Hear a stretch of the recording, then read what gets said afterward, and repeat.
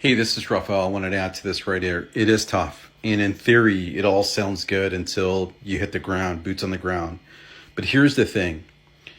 I added another video to the original question of this, and it's about building trust. You've got to be patient with what you're doing. And again, back to the basics, you have to focus on the fundamentals. You have to focus on work, the work process, and how to fix problems. Because here's the thing. In theory, what the creator's saying, it's all good. But you can't start there yet. Because you're right, there might be some challenging individuals, teams, or people that have some resentment. Because all the creator's doing is focusing on some of the soft stuff, which is okay.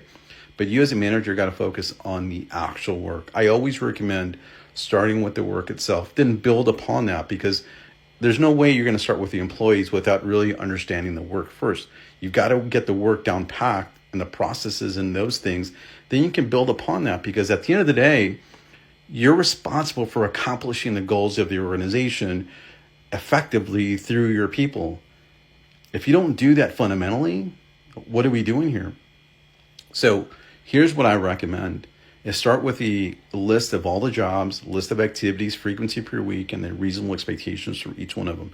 The reasonable expectation is what's going to help you establish that credibility and build trust in what you're doing. Because here's the thing, and I'll talk about the second and third thing in a minute.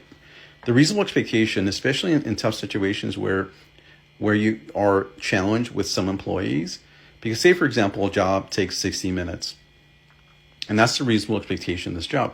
This is where the theory that they're talking about doesn't necessarily with the work itself, and that's why I'm telling you start with the work.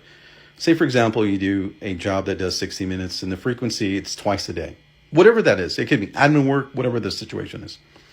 And that's the reasonable expectation. Hey guys, this is the expectation of this work. It takes 60 minutes. Got it. So when you follow up and the employees, especially the ones that build resentment, are nowhere near that, right? They're like 65 or 70 minutes, 80 minutes, whatever that is, it just takes them long. Then the question becomes, hey, what's the challenge with the 60 minutes? We all agreed and I validated that 60 minutes is a good number. What is it that I can help you with to hit 60 minutes, right?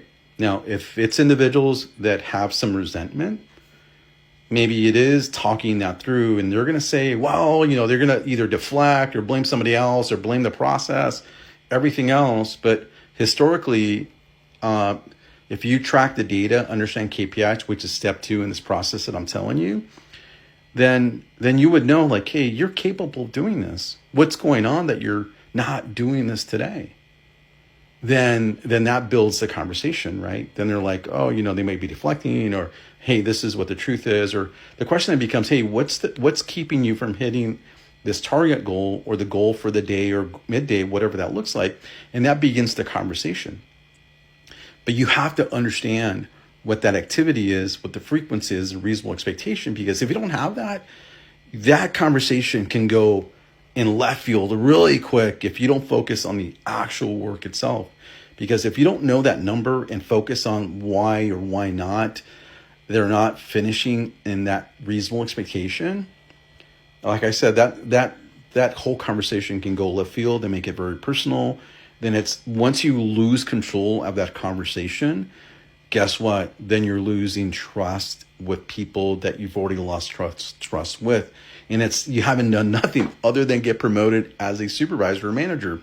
But that's why it's so important to focus on the work itself and clearly understand what the reasonable expectation is. The second part to this is your KPIs and performance of your team. Pull the data, understand what the KPIs are. Then if you can get them individually, KPIs, absolutely. But you want to look at historical data. The third thing that I mentioned in another video is begin tracking what's called lost time. Lost time is a result of barriers, because at the end of the day, what you have to focus on is helping your employees fix issues. You're there. That's what you're there for. It's not their job to fix issues. It's your job to facilitate and fix those issues so they can have a clear path of success. But if you don't know what they are, how can you fix them? And you can't really take their word for it, because We're all human. So what you want to do is begin tracking those barriers and lost time, and indefinitely. This is in perpetuity. You have to create a tracking tool to track those. And that's where the magic happens. That's where you start building trust with people and your employees about fixing stuff. So again, it all sounds so good in theory what the creator's doing, but my recommendation is the three things that I just told you.